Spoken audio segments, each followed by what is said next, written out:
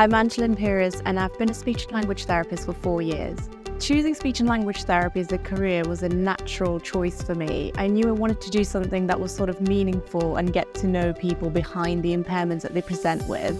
So that's naturally how I found speech and language therapy, because it combines my love for science and medicine with the counselling aspects and the psychology, and being able to really get to know people and improve their quality of life.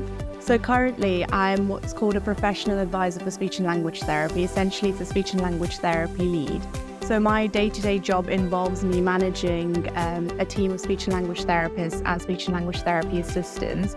And I also specialise in dysfluency, so I tend to see patients who've got any form of developmental or acquired stammering or cluttering, and I will conduct therapy with them. But as a service, we offer treatment for anyone with swallowing disorders in the community, whether that be due to a progressive condition like Parkinson's or MND or MS, or whether it's been due to an acute incident like stroke or head injury. And we also offer communication support for patients who've got communication impairments as a result of a condition as well. We work across community and hospitals, so our hospitals provide more specialist care for neuro rehab. So we've got a very specialist neuro rehab team who are dedicated to providing long-term therapy for patients who've had traumatic brain injuries and bringing them back to normal life for them. We also provide a specialist head and neck cancer treatment, so we've got a therapist who specialises in that.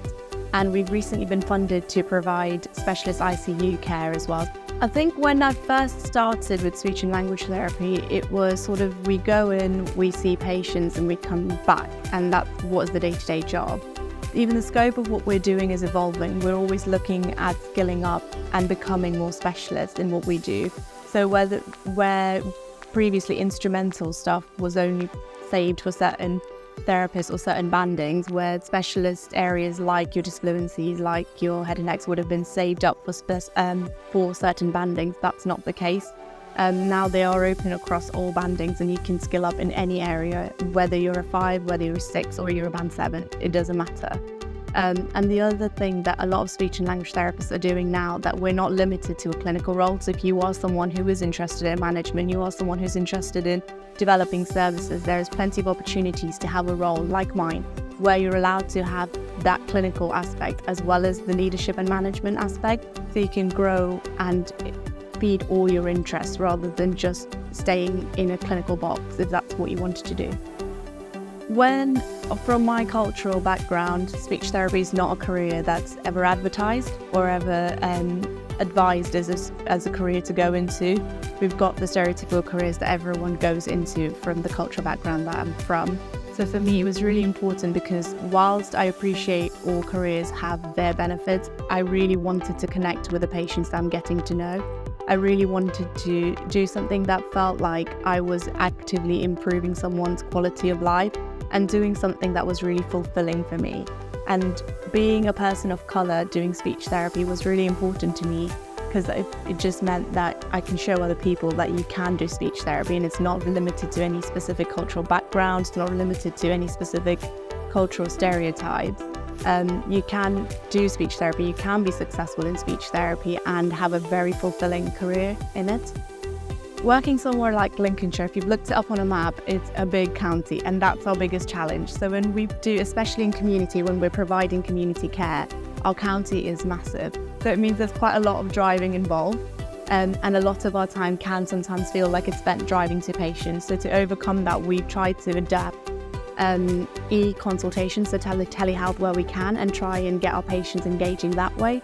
We've also tried to look at clinics as a solution, so patients are coming into us to make it more efficient for the patients. Where it's not possible, we do not like to judge. So if you haven't got access to telehealth, but whether that be you haven't got internet access, or you haven't got the equipment, or you can't make it out to clinics, we will still come out to you.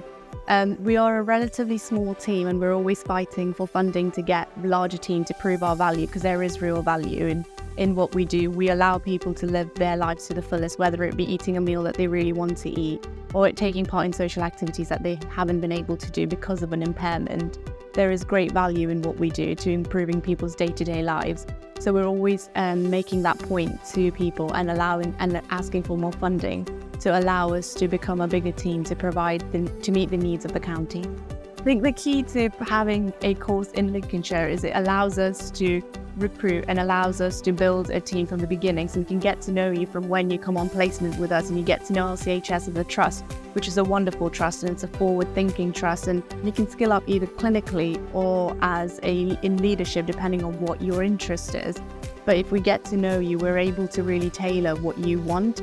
We're able to offer you a range of placements that are going to allow you to specialize as you come out. So it allows us to kind of grow our own speech therapists and allow you to build up and climb up that career ladder and retain you in Lincolnshire, which is a wonderful place to live and work.